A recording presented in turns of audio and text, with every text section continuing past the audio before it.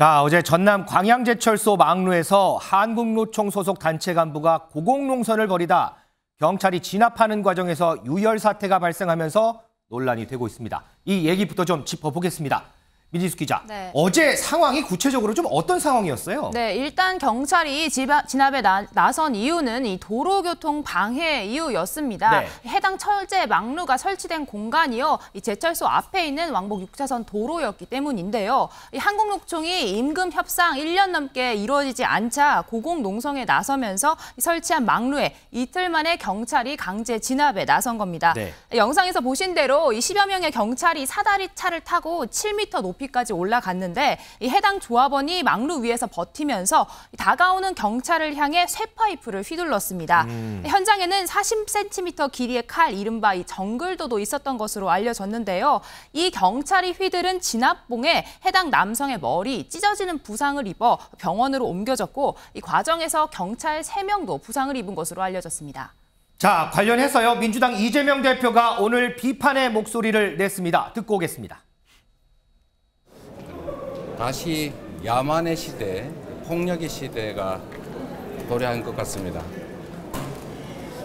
그 위험한 환경에서 이 보공에서 경찰봉을 휘둘러서 그 농성자가 그렇게 머리에 피를 흘리게 할 만큼 의식이 혼미해지게 될 만큼 그런 폭력을 가할 필요가 있었는지 참으로 의심스럽습니다. 우리 사회가 참으로 오래전에 과거로 되돌아가고 있다는 생각이 들었습니다. 참담합니다. 이현정 의원님, 우리 사회가 오래전 과거로 되돌아가는 것 같다라는 지적 어떻게 생각하세요? 글쎄요, 저는 저 말에 동의는 할 수 없습니다.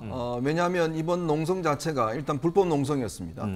그리고 인한 물질이 반입이 돼 있었어요.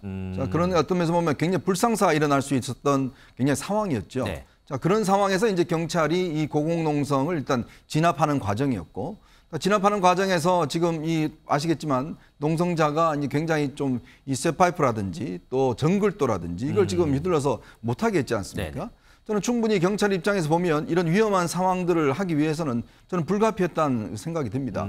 또 경찰도 마찬가지로 지금 3명이 부상당했잖아요. 네네. 그러니까 한 측면만 보고, 그러니까 농성자는 그러면 피해자고 경찰은 가해자다 이런 시각인데, 지금 사실은 경찰 입장에서 보면 이 불법 농성을 놔둘 경우에 어떤 불상사가 생길지 어떻게 알겠습니까? 지금 더군다나 지금 인화물질까지 올라가고 이런 상황이라면 네. 굉장히 경찰로서는 공무집행을 해야 되는 그런 상황이 아니겠습니까?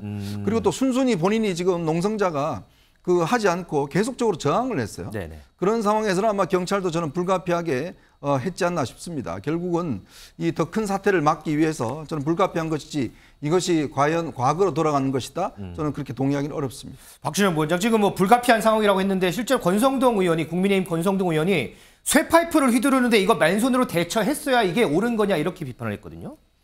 2009년도에 용산 참사 기억나시죠? 네. 분명히 불법 집회였습니다. 네. 그럼 그 불법 집회를 또 폭력적으로 진압하는 과정에서 폭력이 폭력을 재생산하는 그런 형태로 그런 참사가 일어난 겁니다. 그런 참사가 있었는데 과연 경찰이 정권이 바뀌었다고 해서 이런 식으로 진압하는 방식을 취하는 게 맞는가? 그런 질문이 들고요. 문재인 정부 때도 불법 집회 있었습니다. 네. 그 당시에 이제 코로나가 굉장히 기승을 부리는 상황에서도 종교단체들이 불법 집회에서 문제를 일으켰습니다. 그때 과연 폭력적으로 진압을 했던가요? 한번 되묻고 싶은 거예요. 결국 그 폭력 집회도 문제가 있지만은 폭력을 유도하는 진압도 문제가 있는 겁니다. 그런 부분에서 역사가 거꾸로 돌아간다. 그 말씀을 하신 것 같고요. 박근혜 정부 때만 해도요, 실제로 폭력 진압이 별로 없었어요. 오히려 손해배상 청구라든가 다양한 법적 절차를 다양하게 활용해가지고 폭력적 마찰이 없도록 하는 그런 방법이었는데, 제가 봤을 때는 지금 분위기는 오히려 한 15년 전 이명박 정부 시절로 되돌아가는 게 아닌가, 뭐 그런 생각이 듭니다. 알겠습니다. 의견이 좀 갈리는 것 같군요. 자, 여기 그래픽을 보면요, 국민의힘은 대한민국이 민주노총 우월의 나라는 아니다 이렇게 얘기를 했고, 민주당은 경찰 집회 시위 대응이 과잉 진압으로 변질됐다 이렇게 얘기했는데, 임재 변호사, 네. 어제 서울 도심에서 민주노총 집회가 또 있었죠. 네, 그렇습니다. 대규모 집회가 예고되어 있었고요. 그리고 집회가 있었습니다. 네.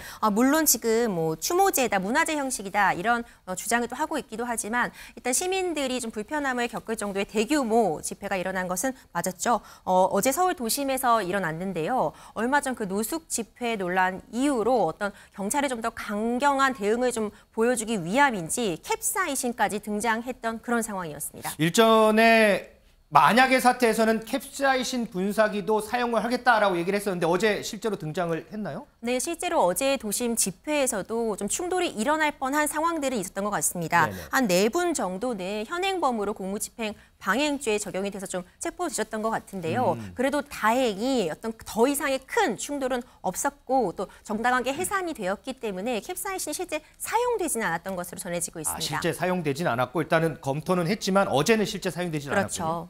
자, 어제 집회 관련해서요. 과잉 집회다 아니다 여야의 공방이 뜨겁습니다. 그 목소리 좀 듣고 오겠습니다. 지난 정권이 민노총에게 진 빚 때문에 불법 행위가 난무해도 느슨하게 대응했던 탓에 도심은 집회 시위로 몸살을 앓고 있고 그 피해는 오롯이 아무 죄도 없는 시민들에게 돌아가고 있습니다. 정치투쟁, 불법 파업을 일삼는 과거의 특권 세력에게는 엄정한 법 집행이 필요합니다.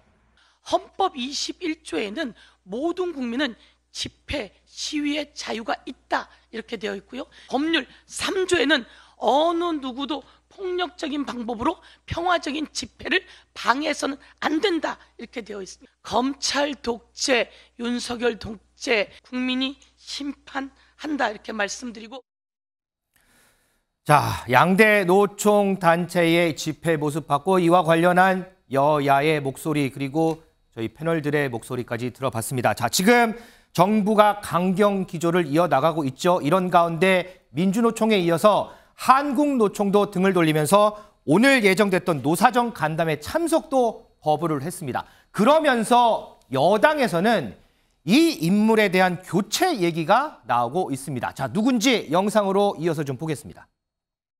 불법 파업에는 손백폭탄이 특효약이다. 노동자들이 손해배상을 가장 무서워한다. 시간을 끌수록 굉장히 신경이 쓰이고 가정이 파탄난다. 라고 말씀하셨죠. 기억나십니까? 예, 그런 사례가 많이 있습니다. 노조는 머리부터 세탁해야 한다. 민노총이 김정은 기쁨조 맞지요? 화물연대 자체가 바로 북한에서 하고 있는 것과 똑같다. 우려하시는 부분을 잘 헤아려서 겸허하게 그리고 공정하게 경산호위 위원장을 할 수 있도록 더욱 노력하겠습니다.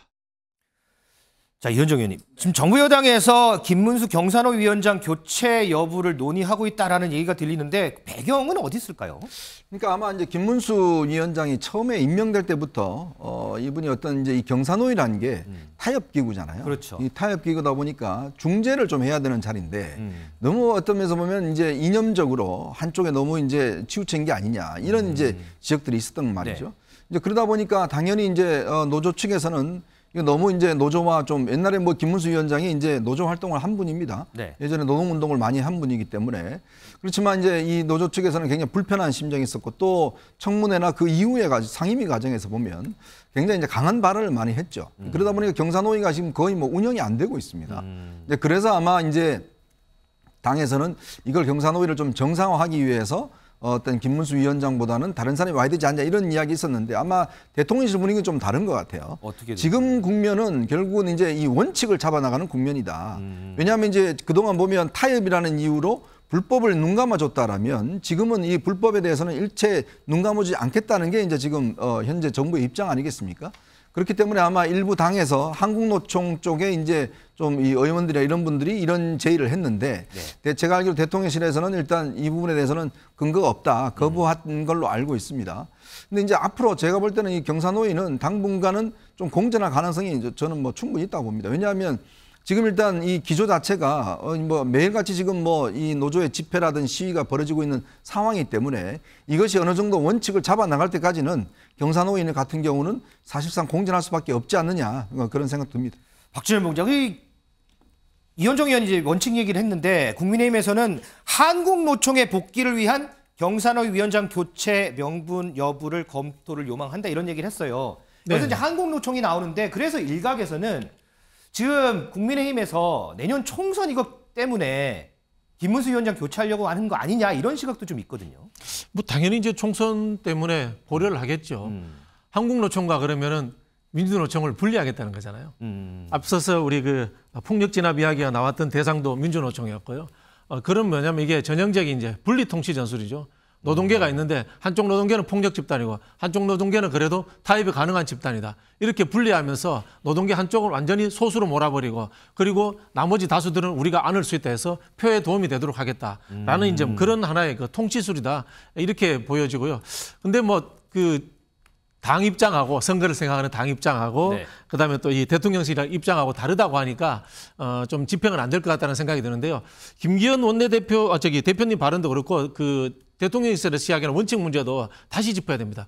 불법 집회는 안 되는 거고 불법 파업은 안 되는 거죠. 집회와 파업은 당연히 헌법상에 보장된 이제 자유입니다. 그렇죠. 자유이고요. 불법이 안 되는 거죠. 그렇죠. 그런 것을 우리 보통 이제 헌법 규정이 어떤 게 되냐면요. 집회 시위 결사에 자유돼 있고 그다음에 제한 규정은 법률로 정할 수 있다. 부차적인 문제입니다. 대통령이 좋아하시는 것처럼 자유가 늘 우선이라는 것을 제가 원칙이라는 것을 말씀드리고 싶네요. 알겠습니다.